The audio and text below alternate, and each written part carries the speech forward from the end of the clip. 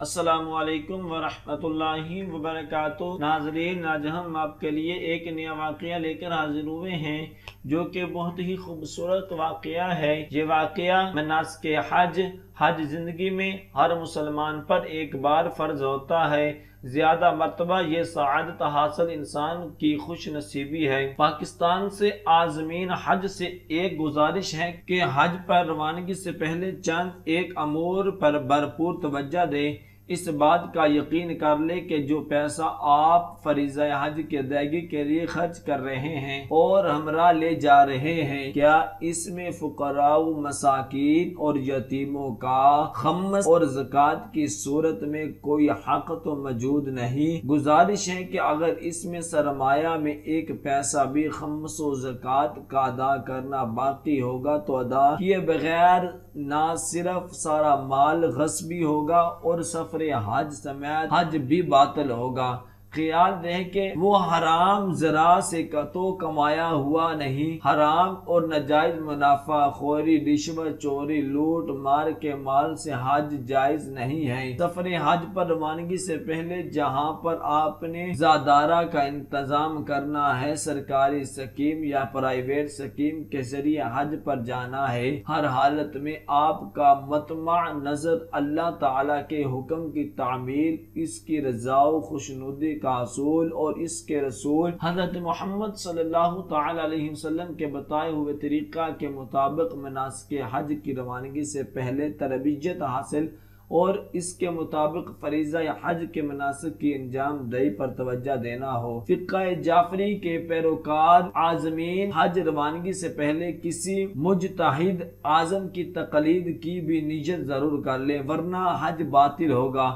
آپ کی تمام تر توجہات صحیح طریقے سے مناسک حج کی ادائیگی پر ہونی چاہیے اور حج کی روحانی کیفیت اور حالت ہر صورت میں نہ صرف برقرار رکھنا ہے بلکہ اس میں پہلے سے زیادہ اضافہ کرنے کی سعی اور کوشش کرنا ہے۔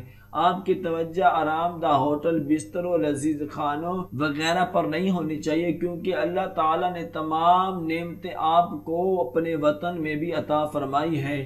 حج کے اعمال اور مناسک عبادت میں سے سب سے زیادہ مشکل ترین اعمال ہیں جو صرف جان لینے اور پڑھ لینے سے بھی اچھی طرح سمجھ نہیں آتے، لہذا کوشش کریں اپنے طور پر حج کے احکام کا نہ صرف مطالعہ کریں بلکہ پاکستان میں ہی حج تربیتی کیمپوں اور ماضی قریب میں پہلے سے فریضہ حج ادا کیے ہوئے حجاج کرام سے رہنمائی حاصل کر لیں، حج کی ویڈیوز دیکھیں اور مکہ مکرمہ داخلے سے پہلے میقات سے احرام باندھنے سے حج اور عمرہ کے آخری منسلک کی ادائیگی تک علماء اور تجربہ کار حجاج کرام سے رہنمائی لیتے رہیں۔ ہر عمل حج کے فلسفہ اور روح کو جاننے اور اس کو حاصل کرنے کی کوشش کریں۔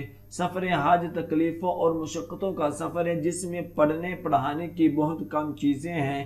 زیادہ تر اعمال کا تعلق پیدل چلنے کے ساتھ ہے، لہذا پیدل چلنے کو ترجیح دے اور راہ خدا میں آنے والی تکالیف کو نہ صرف خندہ پیشانی سے برداشت کرے بلکہ ان تکالیفوں سے لطف اندوز ہو کہ یہ تکالیف آپ کو فریضہ حج کی ادائیگی اور حکم خدا پر عمل کرنے کے لیے برداشت کرنا پڑ رہی ہے۔ لہذا محترم حجاج کرام، حرام باندھتے وقت، تلبیہ پڑھتے وقت ان امور کی طرف بھی توجہ رہے۔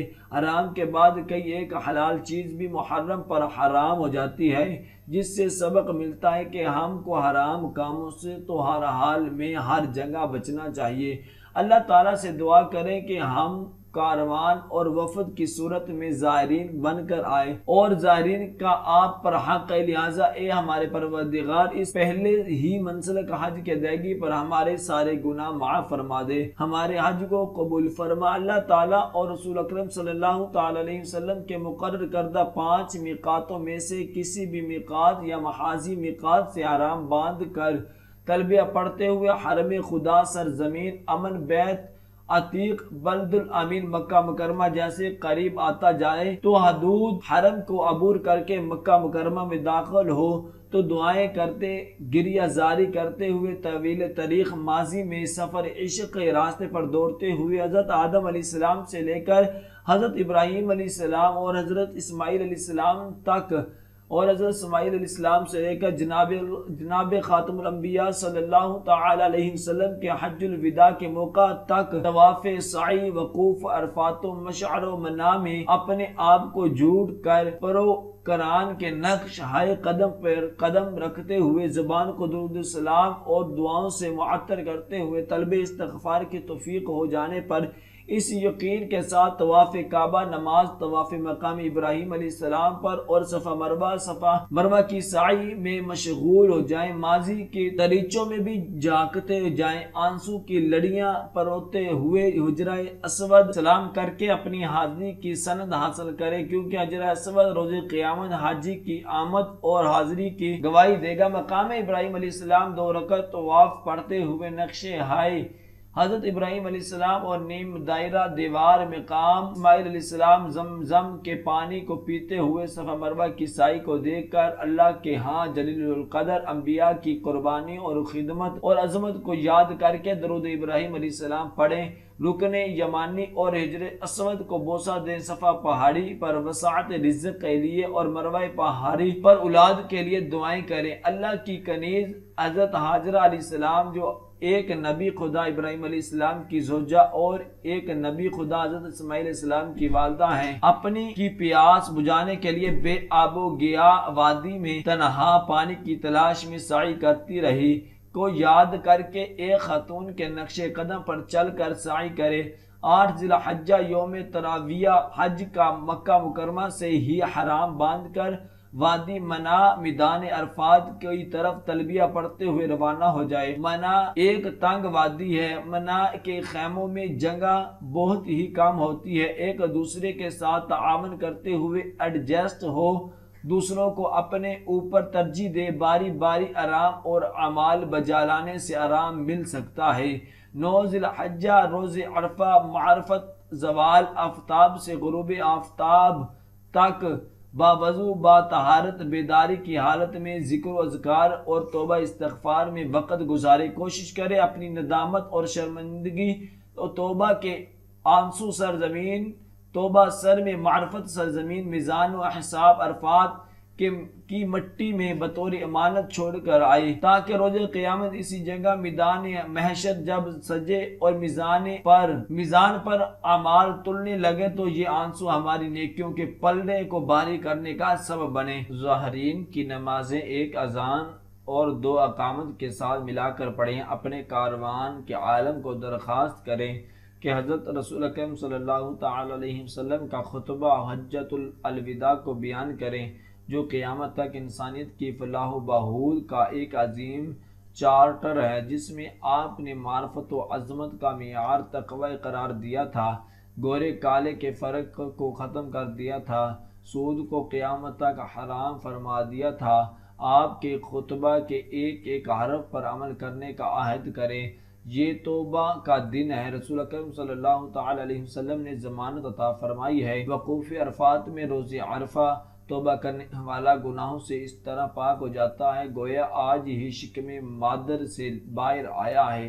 حضرت امام محمد باقر علیہ السلام نے فرمایا، غروب آفتاب کے وقت حاجی کا یہاں خیال کرنا بھی گناہ ہے کہ پتہ نہیں اب بھی میرے گناہ معاف ہوئے ہیں یا نہیں۔ دعائے غروب آفتاب پڑھ کر عرفات سے میدان مزدلفہ مشعر الحرام کے لیے روانہ ہو جائیں۔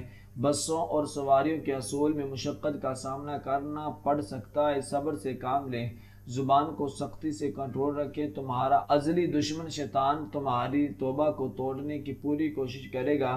مشعر الحرام مزدلفہ میں مغربین کی نمازیں ایک ساتھ ملا کر پڑھیں۔ رمی جمعرات کے لیے کنکریاں چنیں، اللہ تعالیٰ کو کثرت سے یاد کریں، زمین پر لیٹ کر عجز و انکساری کی آخری حد کو چھو لینے سے لطف اندوز ہو۔ مشعر شعور سے لیا گیا ہے، اپنے شعور کو وسعت دیں۔ طلوع فجر تے آفتاب تک وقوف مشعر الحرام کی نیت سے قیام کریں، نماز فجر بجا لائیں اور عبادات اور دعاؤں میں مشغول رہیں۔ طلوع آفتاب سے پہلے سوائے معذور افراد کے مزدلفہ سے نکلنا جائز نہیں۔ سورج طلوع ہونے کے بعد مزدلفہ کی وادی سے نکل کر منا میں داخل ہو۔ 10 ذی الحجہ کے دن مزدلفہ سے منا روانہ ہو جائیں۔ پیدل چل کر جانے میں بہت آسانی رہتی ہے، البتہ جو لوگ ٹرین کا راستہ استعمال کر سکتے ہیں اس میں بھی آسانی ہے۔ عید الاضحیٰ کے دن 3 کام کرنا ہے۔ سب سے پہلے بڑے شیطان رمی جمرہ عقبہ کو 7 کنکریاں مار کر اپنے دشمن سے نفرت اور دوری کا اظہار برملا کریں۔ قربانی کا جانور ذبح کریں، اپنے اندر جذبہ قربانی و ایثار سے پیدا کریں۔ منام حج کے لیے ایک جانور کو ذبح کرنا واجب ہے۔ ذبح خود کریں یا کسی کو وکیل بنا کر ذبح کرا لے۔ قربانی کے بعد تربیت کا خیال رکھیں ہوئے سر منڈوائے خواتین تقصیر ہی کرے گی، پھر غسل کر کے صلہ ہوا لباس زیب تن کریں، حرام سے آزاد ہو جائیں گے۔ 11 اور 12 کی راتوں کو منا میں جاگ کر یا سو کر گزارنا واجب ہے۔ دونوں میں تینوں شیطانوں کو 7 کنکریاں مارنا واجب ہے۔ کنکریاں مارنے میں بھی ضعیف اور مریض کسی کو اپنا وکیل بنا سکتے ہیں۔ 12 ذی الحجہ کو واپس مکہ مکرمہ آئے اور بقیہ مناسک حج، طواف نماز، طواف سعی، طواف وداع اور طواف نساء بجا لا کر شکرانے کے نوافل خانہ کعبہ کے چاروں کونوں میں پڑھ کر آئندہ سال پھر حاضری کی دعائیں کریں۔ حج کی قبولیت اور وطن عزیز کی شمالیت، امت مسلمہ کی وحدت، یہود و نصاری۔ اللہ تبارک و تعالی آپ کے حج و زیارت کو قبول فرمائے، آمین۔ دعائیں کہ اللہ تبارک و تعالی ہم سب کو ان کلمات پر عمل کرنے کی توفیق عطا فرمائے۔ صدق اللہ العظیم۔